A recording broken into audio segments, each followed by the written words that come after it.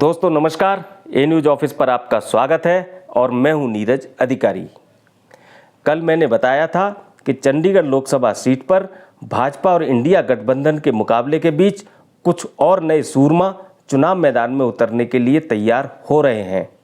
मैंने बताया था कि भाजपा से गठबंधन टूटने के बाद शिरोमणि अकाली दल भी चंडीगढ़ में पहली बार अपना उम्मीदवार खड़ा करने जा रहा है। अकाली दल से टिकट के लिए जिन दो दावेदारों में जोर आजमाइश चल रही थी, उनके नाम भी आपको बताए थे। इनमें चंडीगढ़ की पूर्व मेयर हरजिंदर कौर और अकाली पार्षद हरदीप सिंह के नाम शामिल थे। अकाली दल ने आज हरदीप सिंह को चंडीगढ़ लोकसभा सीट पर अपना उम्मीदवार घोषित कर दिया। चंडीगढ़ में अकाली दल के चुनाव मैदान में उतरने का असर क्या होगा, ये मैं कल के वीडियो में विस्तार से बता चुका हूँ। आप इसे डिस्क्रिप्शन में देख सकते हैं। अब आज एक नया और बड़ा अपडेट ये है कि चंडीगढ़ के चुनावी मैदान में एक बड़ा नाम भाजपा के लिए खतरे की घंटी बजाने को तैयार हो रहा है। बड़े नाम वाला ये चेहरा अगर चंडीगढ़ के चुनाव मैदान में उतर आया तो भाजपा बड़ी मुश्किल में घिर जाएगी। ये चेहरा कौन है, इसकी ताकत क्या है, इसका असर क्या है, ये सब मैं आपको बताऊं। उससे पहले आपसे निवेदन है कि यदि आपने अभी हमारे चैनल को सब्सक्राइब नहीं किया है तो सब्सक्राइब करके स्वस्थ पत्रकारिता को अपना समर्थन जरूर दें और साथ में बेल आइकन भी दबा दें ताकि हमारे वीडियो की नोटिफिकेशन आपको मिल सके। तो चर्चा शुरू करते हुए पहले आज चंडीगढ़ की चुनावी गतिविधियों पर एक नज़र डाल लेते हैं। आज इंडिया गठबंधन के उम्मीदवार पूर्व केंद्रीय मंत्री मनीष तिवारी और चंडीगढ़ प्रदेश कांग्रेस अध्यक्ष एच.एस. लक्की ने शहर में कई जगह चुनावी बैठकों में हिस्सा लिया। इस दौरान मनीष तिवारी ने आज भाजपा को महंगाई के मुद्दे पर घेरा। उन्होंने महंगाई के मामले में भाजपा और यूपीए सरकार के शासन की तुलना करते हुए कहा कि भाजपा के शासन में महंगाई ने आम आदमी का जीवन मुश्किल कर दिया है। मनीष तिवारी ने कहा कि केंद्र में इंडिया गठबंधन की सरकार बनने पर सभी ग्रेजुएट युवाओं को नौकरी की गारंटी सबसे पहले मिलेगी। मनीष तिवारी ने आज पंजाब यूनिवर्सिटी जाकर स्टूडेंट्स से भी बातचीत की। दूसरी तरफ भाजपा उम्मीदवार संजय टंडन आज सेक्टर 26 स्थित इंस्टीट्यूट फॉर ब्लाइंड में मेधावी स्टूडेंट्स से मिले और उनका मनोबल बढ़ाया। संजय टंडन ने सेक्टर 26 के ग्रेन मार्केट और इंडस्ट्रियल एरिया में कारोबारियों के साथ तथा इंडियन मेडिकल एसोसिएशन के सदस्यों के साथ चुनावी बैठक की। उनकी समस्याएं सुनी तथा लोकसभा में पहुंचने पर इन समस्याओं का समाधान कराने का आश्वासन दिया।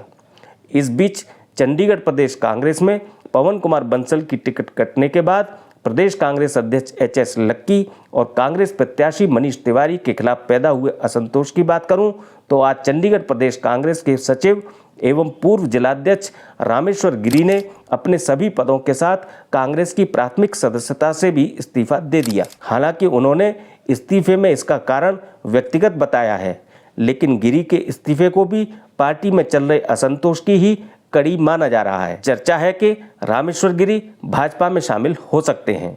दूसरी तरफ एच.एस. लक्की के खिलाफ कार्रवाई की मांग को लेकर कांग्रेस में अपने पद छोड़ने वाले नेताओं के इस्तीफे अभी पार्टी हाईकमान ने स्वीकार नहीं किए हैं। हालांकि असंतोष अभी भी बरकरार है। अब बात करते हैं चंडीगढ़ लोकसभा सीट पर भाजपा को मुश्किल में डालने जा रहे बड़े चेहरे की। इनका नाम है डॉक्टर संदीप कौर संधू।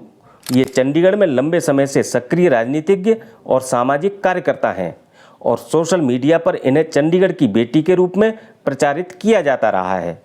डॉक्टर संदीप कौर संधू पेशे से शिक्षक हैं और SGGS कॉलेज सेक्टर 26 चंडीगढ़ में लोक प्रशासन विभाग की सहायक प्राध्यापक और HOD हैं। इन्होंने कई किताबें भी लिखी हैं और Chandigarh aided colleges teachers association की जिला सचिव हैं। चंडीगढ़ के बुद्धिजीवी वर्ग में अपनी विशेष पहचान रखने वाली डॉक्टर संदीप कौर संधू को राजनीति विरासत में मिली है। उनके पिता हरनेक सिंह पंजाब सरकार में मंत्री रहे हैं। उन्होंने 1992 के पंजाब विधानसभा चुनाव में पंजाब के पूर्व मुख्यमंत्री कैप्टन अमरिंदर सिंह को हराया था। तब कैप्टन अमरिंदर सिंह अकाली दल में थे। वर्तमान में हरनेक सिंह अकाली दल पंजाब से जुड़े हुए हैं।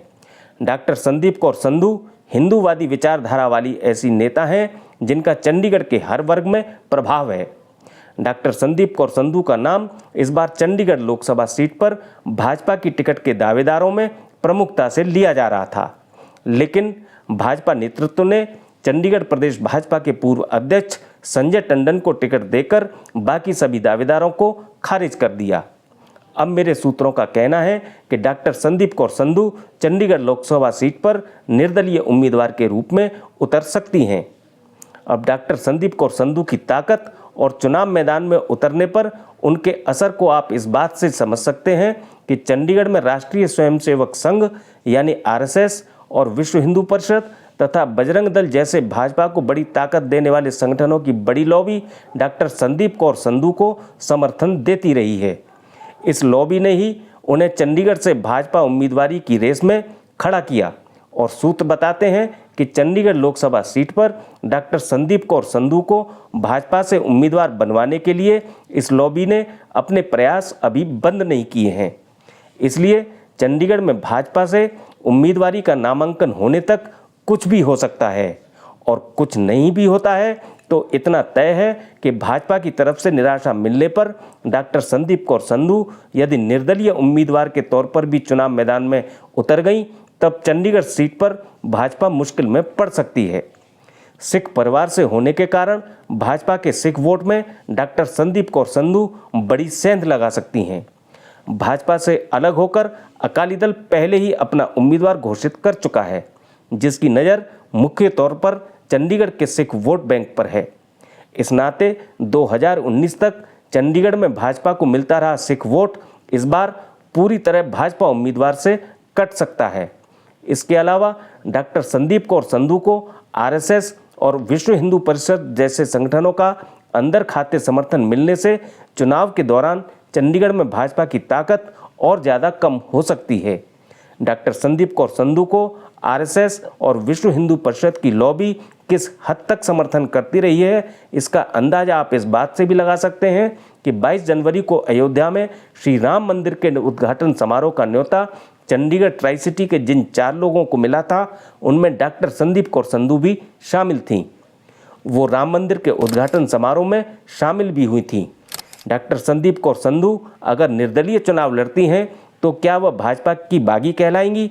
तो इसका जवाब है नहीं, क्योंकि डॉक्टर संदीप कौर संधू ने अभी तक भाजपा की प्राथमिक सदस्यता नहीं ली है। प्लानिंग ये थी कि भाजपा से टिकट की हरी झंडी मिलने के बाद एक दिन पहले उन्हें भाजपा की सदस्यता दिलाई जाएगी। अब चूंकि वो भाजपा की सदस्य नहीं है तो निर्दलीय उम्मीदवार के तौर पर उन्हें अन्य छोटे राजनीतिक दलों का भी समर्थन मिल सकता है। इसलिए चंडीगढ़ में चुनाव के लिए नामांकन प्रक्रिया शुरू होने तक अभी कई चुनावी रंग देखने को मिलेंगे और चंडीगढ़ की चुनावी तस्वीर बेहद दिलचस्प हो सकती है। हमारी नज़र हर राजनीतिक गतिविधि पर लगातार बनी हुई है। मैं हर अपडेट आपको देता रहूँगा। मुझसे जुड़े रहने के लिए आपका बहुत बहुत धन्यवाद।